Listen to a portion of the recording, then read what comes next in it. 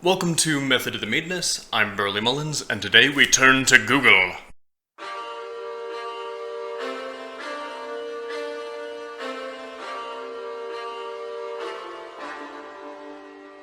As you might have guessed from our intro, I will be taking the most Googled questions about mead and answering them without doing any research. I just compiled the questions, I have them here, and I'm just going to go off the top of my head. We'll see how this goes. Alright. Our first category is what? And do remember that these questions are coming directly from Google. So the syntax, they're Google questions. What mead means? At its most basic form, mead is just an alcoholic beverage fermented from a must or wort whose fermentable material is at least 51% honey. That is it. Now, if this person is asking about the etymology of the word mead, well, a word with an M sound, a long E sound, and a hard or a soft D sound, mead or mead or meads, has been around for hundreds, thousands of years. It goes way back. Shall we move on? What mead should I try? You should try mead.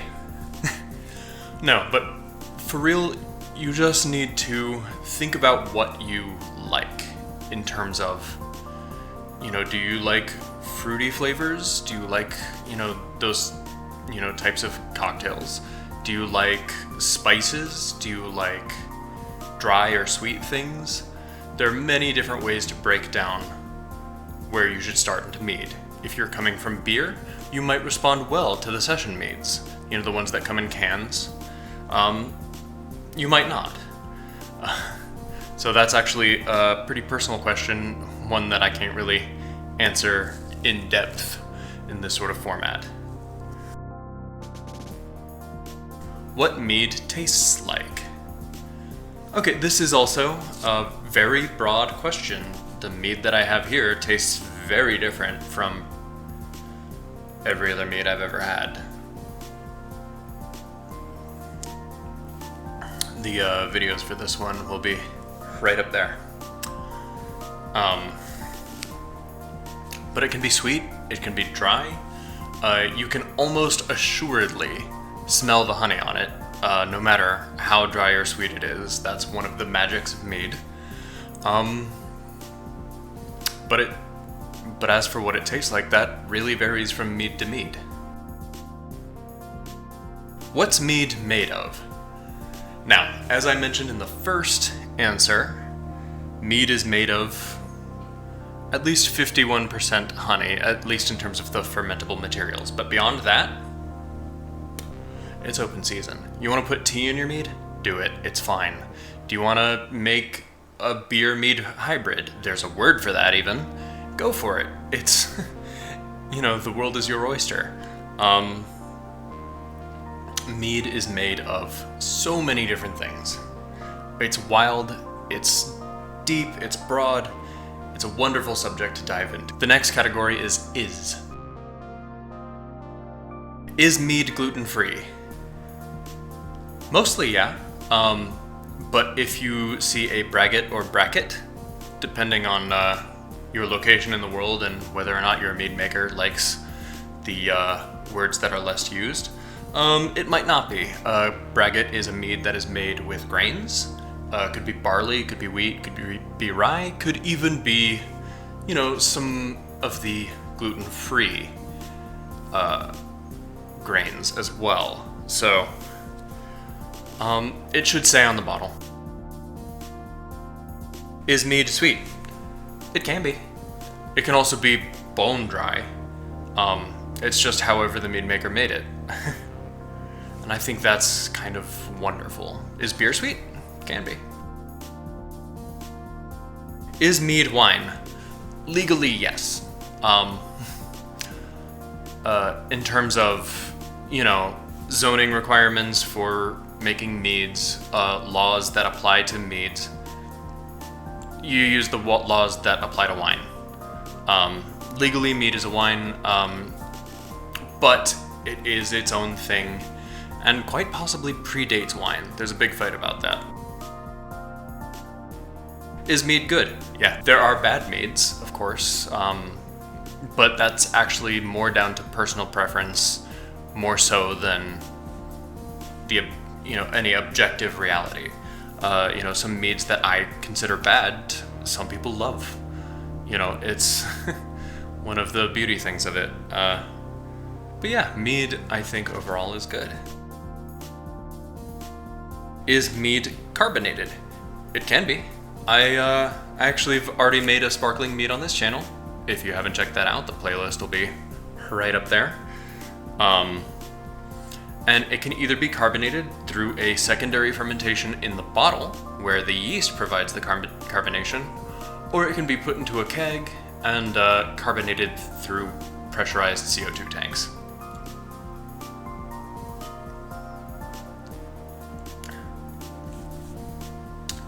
And both of which are commonly done. The next section is how.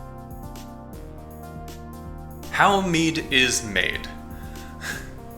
I think I've done a few videos that show the process, from start to finish on this channel, but basically you combine honey and water and just about whatever else your heart desires, as long as it's fermentable, edible, and won't kill off the yeast.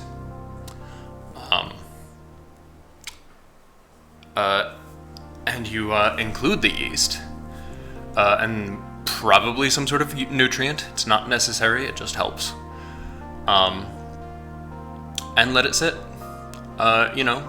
Get some oxygen in there at first, and then stop after, 48, 72 hours.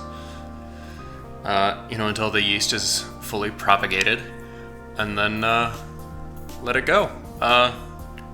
You don't even really have to do that. Mead will be made as long as yeast is present. And you don't oversaturate the honey. There are diminishing returns on that. How mead works Valheim. I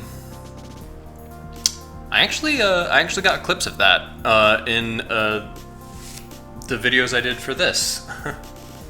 The playlist was shown earlier in one of the cards. And I do have a little bit more videos from that, but basically you just add the ingredients to a pot and then move them into a fermenter, and then after a couple of days, mead. It's not quite that easy in real life, but almost. Mead is pretty easy to make. How mead honey? There are a lot of interpretations to this. How do you choose a honey for mead? You can go by, fructose to sucrose ratios. You can go by nitrogen content. You can go by ash content. You can go by pH. You can go by, monofloral source or multifloral sources. You can go by simply taste. What tastes you're going for. How mead honey. We'll leave it at that. I'm not gonna try and dive too deep onto that one. Mead, how to drink. Yeah, the episode you're looking for is right up here. Why mead is not popular? I could dive really deep into the history of this.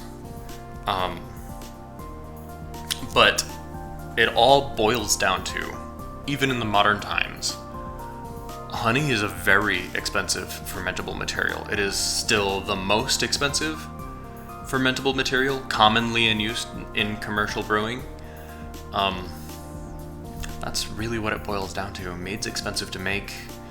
It's expensive to buy. And if you are not getting mead of good quality for that money, and a lot of times some of these meads I would consider of poor quality. I'm not naming names, but word gets around.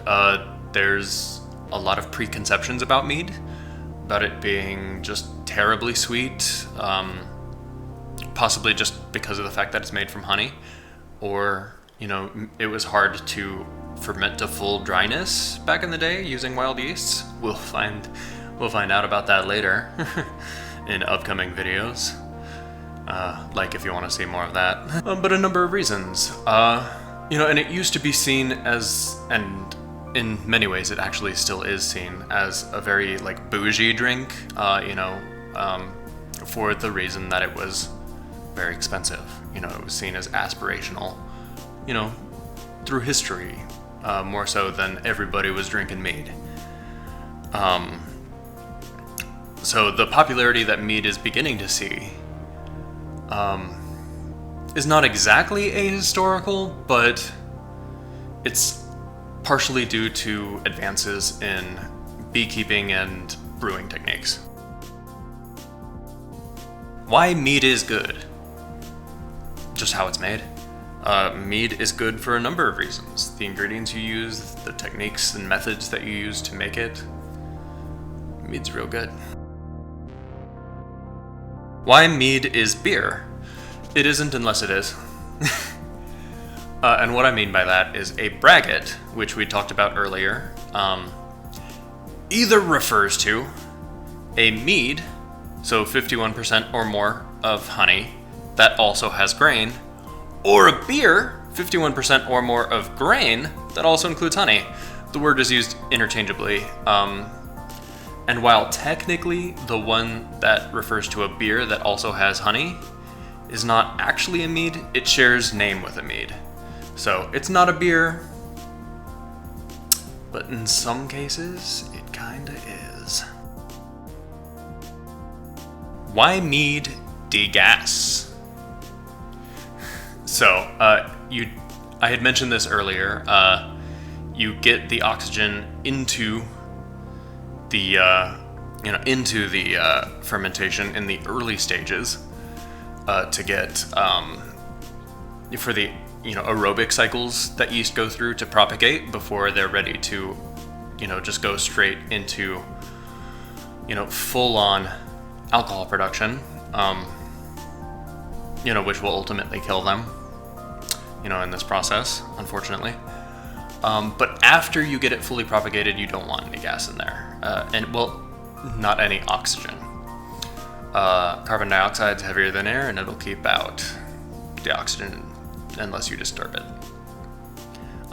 So it's because it does oxidize, and the flavors sort of flatten after that. So I hope this answers the most Googled mead questions. If I missed anything, go ahead and comment below.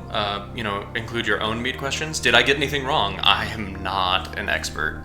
I'm just a guy who has been making mead for a while and has taken a special interest in diving into this hobby and maybe taking it commercially in the future. We'll see. That's, I think, the idea. But, there's always more to learn. And that's something that I love about this. If you want to see more content like this, go ahead, hit that like button, subscribe, leave a comment. If you want me to go back to making meads, from pop culture, let me know. Do you have a particular pop culture mead you want to see made on this channel? Let me know in the comments. Do you not like this content? Let me know that too. I love interacting in the comments with you guys. It's been really fun. I'm Burley Mullins, and this has been Method to the Meadness.